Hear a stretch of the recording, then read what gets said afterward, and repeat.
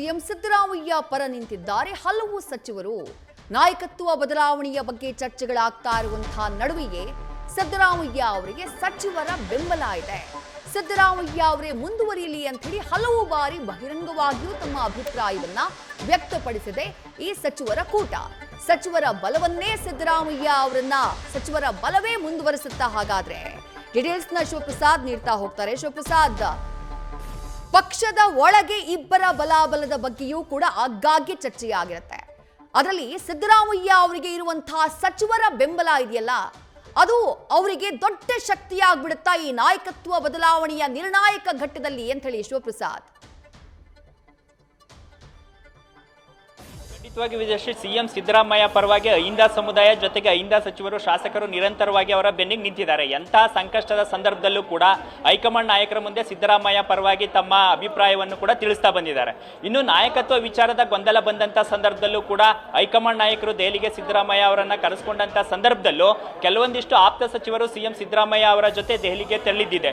ಈಗಲೂ ಕೂಡ ಕೆಲವೊಂದಿಷ್ಟು ಸಚಿವರು ಸಿಎಂ ಸಿದ್ದರಾಮಯ್ಯ ಅವರ ಜೊತೆ ನಾಳೆ ಹೈಕಮಾಂಡ್ ಭೇಟಿಯ ಸಂದರ್ಭದಲ್ಲಿ ಭಾಗಿಯಾಗಲಿದ್ದಾರೆ ಅಂತಕ್ಕಂಥ ಮಾಹಿತಿ ಲಭ್ಯವಾಗ್ತಾ ಇದೆ.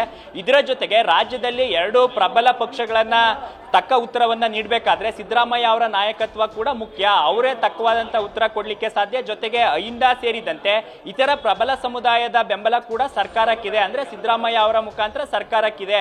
ಹಾಗಾಗಿ ಇತರ ಶಾಸಕರುಗಳಿರ್ಬೋದು, ಸಚಿವರುಗಳಿರ್ಬೋದು, ಮೋದಿ ಅಂತ ನಾಯಕತ್ವಕ್ಕೆ ಸೂಕ್ತವಾದಂತ ತಿರುಗೇಟನ್ನ ನೀಡಲಿಕ್ಕೆ ಸಿದ್ದರಾಮಯ್ಯ ಅವರ ನಾಯಕತ್ವ ಇರಬೇಕು. ಜೊತೆಗೆ ಪೂರ್ಣಾವಧಿಯೂ ಕೂಡ ಸಿದ್ದರಾಮಯ್ಯ ಅವರಿದ್ರೆ ಮತ್ತೊಂದು ಅವಧಿಗೆ ರಾಜ್ಯದಲ್ಲಿ ಕಾಂಗ್ರೆಸ್ ಸರ್ಕಾರ ಬರ್ಲಿಕ್ಕೆ ಪೂರಕವಾದಂತ ವಾತಾವರಣ ನಿರ್ಮಾಣವಾಗಲಿದೆ.